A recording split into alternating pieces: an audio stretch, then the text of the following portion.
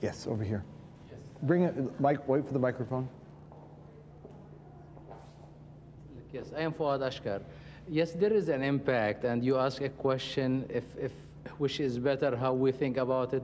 We've been living in a very tough times. Our community is a business community, and our family, we live on those businesses they come from the party stores, gas stations, small business, and so on and so forth.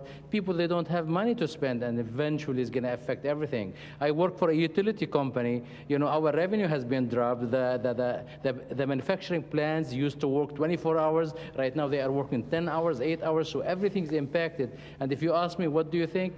I am ready for a change. I want a change. You know, as a from personal point of view, we are hoping that as we've been living for the last 18 years, everybody been affected, and so we are really looking for a change. Anybody else want to come in on this? Yes. Suzanne? I'm a little more comfortable this way. One of the things that maybe is important to say in terms of the city, that when the federal government, you know, can't pay its bills, it doesn't fund the state, and when the state can't pay its bills, it doesn't fund the local government. We still have to provide the services, so we're also faced with cutting services to people. And it's as simple as, you know, whether or not we can cut the grass or pick up the trash. It's that simple. So I thought somebody might say that, you know, the fuel is a huge part of what's happening with us. It impacts the city of Dearborn, as I'm sure it does other cities. The fuel has hit us. It's hit our budget. Not just the citizens and the residents. It's hit us as a government. So I wanted to mention that as well, Jim. Steve, can I bring you in on this? You're a foreign policy specialist, but you deal with political issues across the board.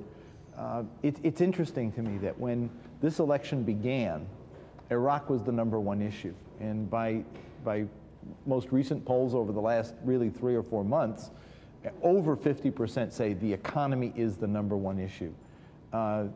That cuts better for Democrats or for Republicans. It always was a Republican strong point. How is it playing out right now? Right now it cuts better for Democrats for the time being, because of the issue that was just raised, is the sense of change. The sense of change, obviously, you've had 8 years of an incumbent president who's a Republican, who's addressed most economic issues through tax cuts. Now, we've gone to war in a period of tax cuts as opposed to finding ways to pay for that war, whether people supported that war or not. That has created economic consequences: a low dollar, high oil prices, a tense sort of high-fear world, and that has begun to create some blowback economically for Americans. When you look at prospective candidate, or the candidate John McCain, and he's also begun to sort of approach most of these economic issues also from a tax cut basis. His closest economic ally in the Senate was Senator Phil Gramm. Graham is no longer a formal part of his campaign, but he continues to focus on tax cuts.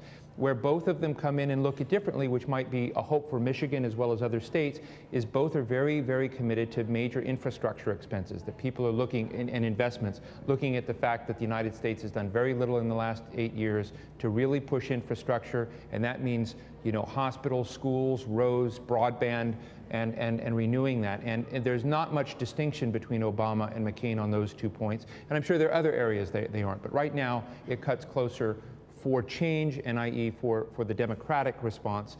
But I don't think that's necessarily permanent as we get closer to November. Any reactions to that? Yeah. Now, we all agree we have economic problem in this country, and there are multiple reasons for it. In the state of Michigan, the auto industry was not prepared for the globalization, and they didn't plan for 20 years ahead. So that's why we got into the high technology where you could replace 100 workers with 2 robots. Losing those high-paying jobs with the UAW members making $27 per hour. Now they offer them a job with less than $14 per hour, force them to change their standard of living, losing their home, which it's all over the nation, people losing their home because the economy in general, it's going down. And there are too many reasons beside the war mismanagement in Washington and not tackling with the right solution. They're not addressing the right solution for the problem we have. I give you an example.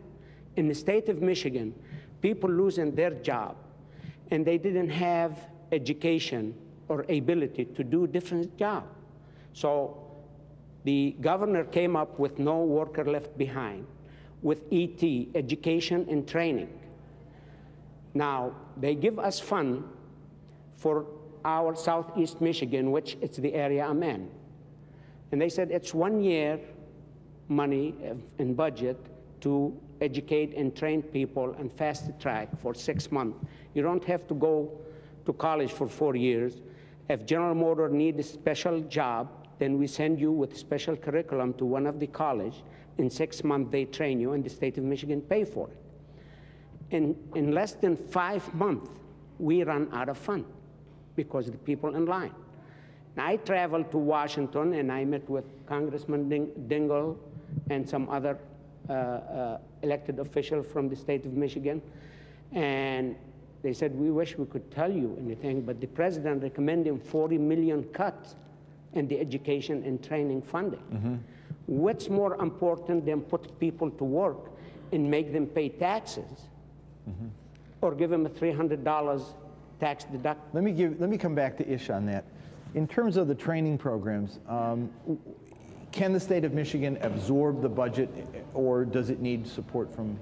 No, the state needs federal money. I mean, the previous speaker talked about No Worker Left Behind.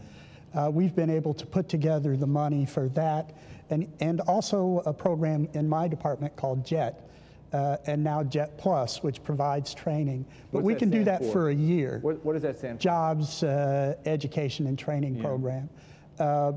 And so we're able to do that for a year, but to do that for the thousands of people that need that program, to do that ongoing, to lower the welfare rolls, the money is not there, just as the money is not there for universal health care, which is a huge problem here. Well, let me go to one quick question I want to get in before we end, because what was right up there as a major issue, and is, as you get right down past the economy and Iraq, is health care, right, which is a critical issue. How many of you have full health care coverage?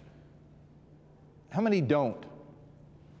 Okay. Talk to me, if you would, about Ish, that's your department, again, healthcare, and where we are on that, and how the proposals that are out there compare. We have just a couple minutes left for it. Well, it's really clear that the answer to this problem is universal health care. Yeah. And there have been several states now who've experimented with that, putting together money from employers, putting together money from others that make the process work, that don't bankrupt small businesses and large businesses.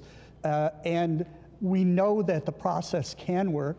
The two candidates really have split pretty dramatically on this.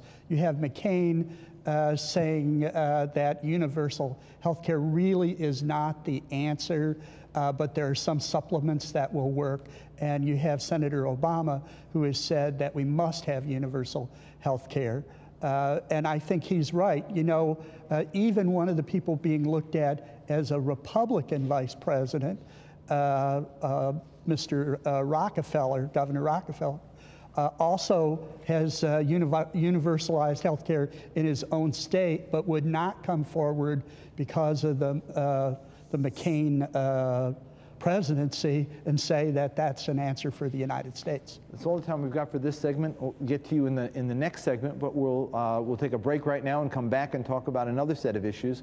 We'll be back in just a minute.